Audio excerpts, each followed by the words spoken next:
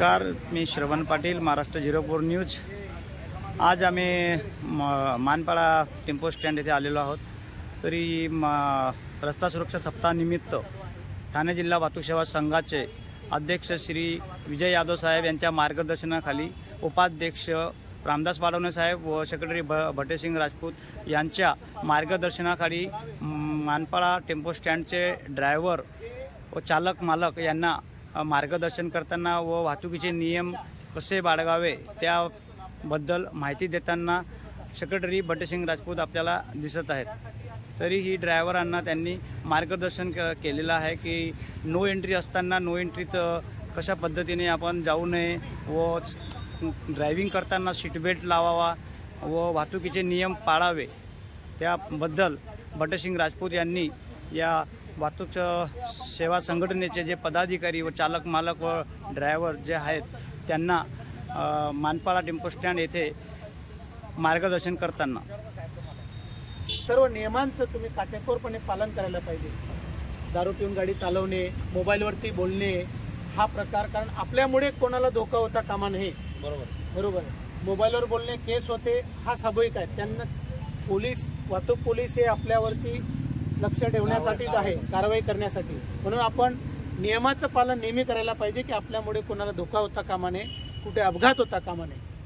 म्हणून सर्वांना वाहतूक सुरक्षा सप्ताहाच्या शुभेच्छा। आपल्या बरोबर ठाणे जिल्हा वाहतूक सेवा संघाचे उपाध्यक्ष रामदास वाडवणे सर आहेत, त्यांच्याशी आम्ही बोलणार आहोत। आज रस्ता सुरक्षा सप्ताहानिमित्त वाडवणे सर काय माहिती देणार त्याबद्दल आम्ही त्यांच्याशी बोलणार आहोत। वाडवणे सर, आज रस्ता सुरक्षा सप्ताहाची सुरुवात झालेली आहे, तरी आपण आपल्या चालक व मालक व आपल्या टेम्पो स्टँडवरील वाहन चालक व मालक ड्रायव्हर यांना काय माहिती देऊ शकता व नियमांचे कसं पालन करावे त्याबद्दल थोडी माहिती द्यावी।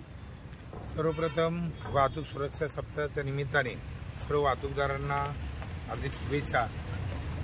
तसेच आम्ही कालपासून वाहतूक सुरक्षा सप्ताहाचा ठाणे जिल्हा दौरा चालू केलेला आहे। प्रत्येक वाहतूकदारांना आम्ही हे समजावून सांगू शकतो की ड्रिंकिंग ड्रायव्हिंगचं केसेस वाचवायचे, आपल्याला ड्रिंक करून दारू पिऊन गाडी चालवायची नाही आहे, सिग्नल तोडायचा नाही, सीट बेल्ट लावायचा आहे। हे सगळ्या प्रकारे वाहतुकीचे नियम आम्ही त्यांना सांगत आहे आणि ते मानायला तयार आहेत। त्यांच्याशी आम्ही बोलणार आहोत। हे भटेसिंग राजपूत साहेब, आता रस्ता सुरक्षा सप्ताह चालू झालेला आहे, तरीही आपण आपल्या वाहतूकदारांना काय सांगू इच्छितो, काय मार्गदर्शन करू इच्छितो?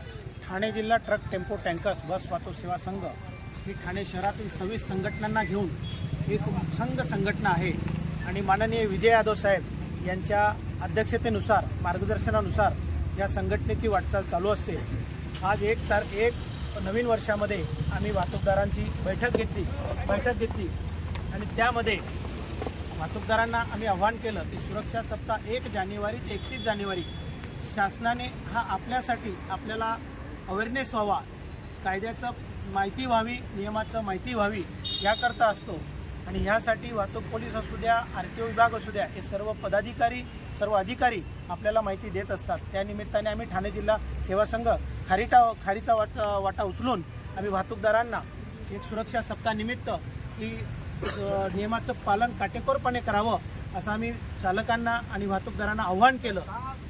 आज ज्या वाहतूकदारांच्या समस्या आहेत ते ऑनलाईन फाईन मारणे किंवा ऑनलाईन दंड आकारणे व त्यांना काही लहान मोठ्या समस्यांना तोंड द्यावं लागतंय, तर त्याबद्दल तुम्ही परिवहन मंत्री आपल्या ठाणे जिल्ह्यातील आहेत प्रताप सरनाईक तर यांच्यापर्यंत तुम्ही आपली जी समस्या आहे ती तुम्ही पुढे मांडणार आहेत का? नक्कीच, तुम्ही चांगला प्रश्न विचारला साहेब।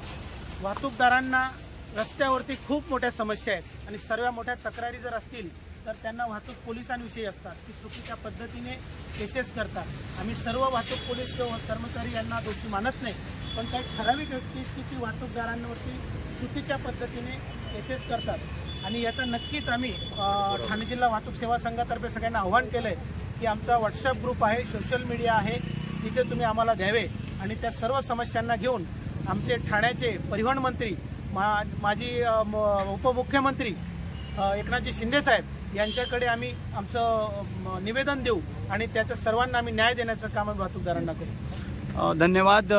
महाराष्ट्र 04 न्यूज, श्रवण पाटील, मानपाडा। आज आपण माझ्या फेसबुक चॅनलला जर फॉलो केलं नसेल तर फेसबुक चॅनलला फॉलो करा और यूट्यूब चॅनलला सबस्क्राईब केलं नसेल तर सबस्क्राईब करा. धन्यवाद.